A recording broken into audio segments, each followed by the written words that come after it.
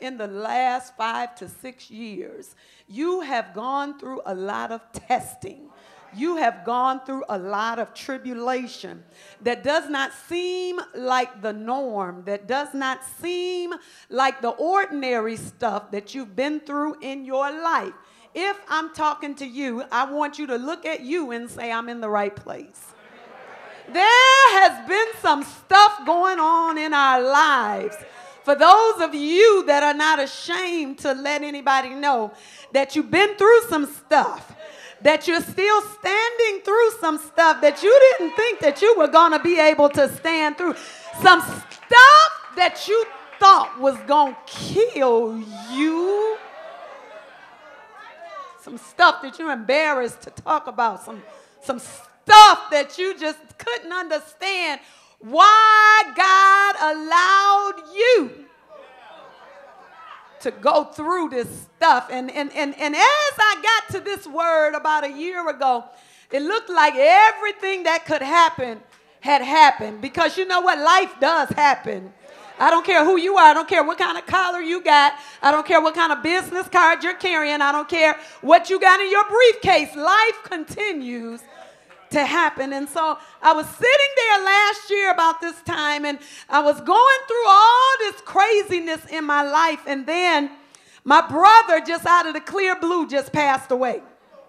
Just dropped dead on the streets of Detroit. And my first thought as I was going through all this stuff in my life was to worry and to wonder why, and why is the Lord just not fixing the stuff in my life?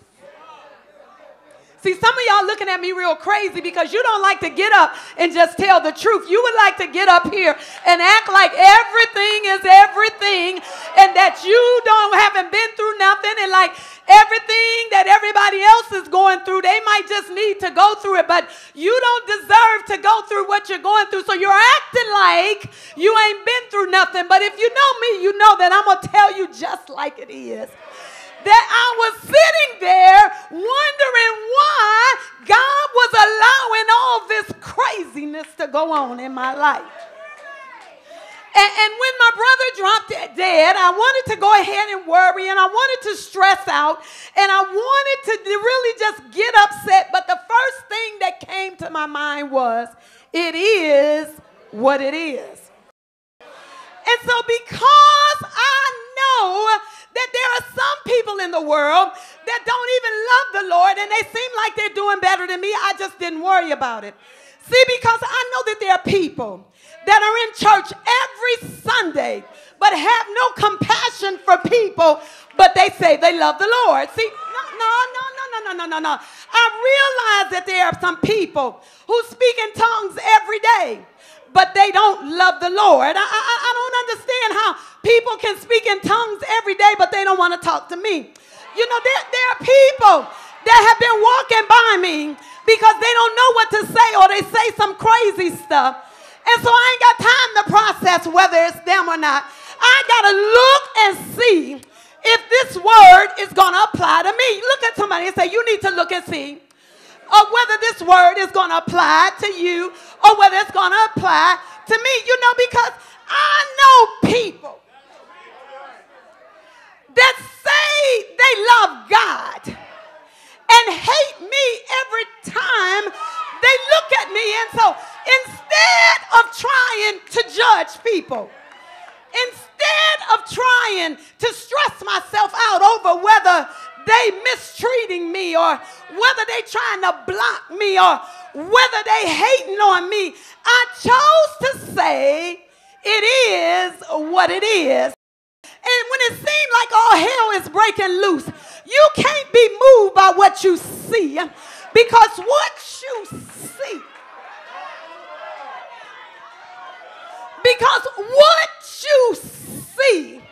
will mess you up.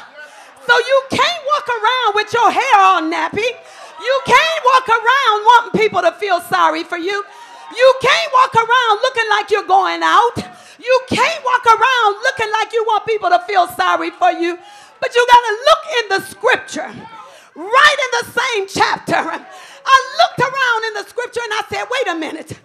I know that God called me. I know that the Lord Lord is on my side. And it looked like the odds are stacked against me. But I looked in the same chapter and I said, Lord, give me something I can stand on. And what I found is this, that if God be for me,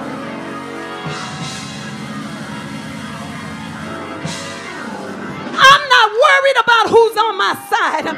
People been looking at me real funny, and they say things like, you looking mighty good. They say things like, you looking like things are all right. Well, I want you to get a grip on yourself and understand that I am all right. And take a good look at me now, because this is what suffering looks like. If you want to know how to suffer, you ought to look at me. Look at your neighbor and say, neighbor, you're looking at suffering. Come on and clap your hands all over the room. Saying that it's hopeless, saying that it ain't gonna change no way, saying that you better deal with it or don't deal with it, saying just forget it or just go ahead on about your business. There ain't nothing that can be done about it. Instead of taking the world's posture of it is what it is, I took on Paul's posture and I asked myself another question. Who shall separate me? No, I'm only talking to y'all that been through the hard stuff. Who shall separate me from the love of Christ? And I looked at what he said. He said, shall tribulation, shall distress, shall persecution, shall famine, shall nakedness, shall peril or sword be able to separate us from the love of God. And then I put it in my own terms. Shall the trouble in my life, shall the things that I lost be able to separate me from the love of God? Paul asked a question. He turned around and gave the answer. He said, nay, in all these things,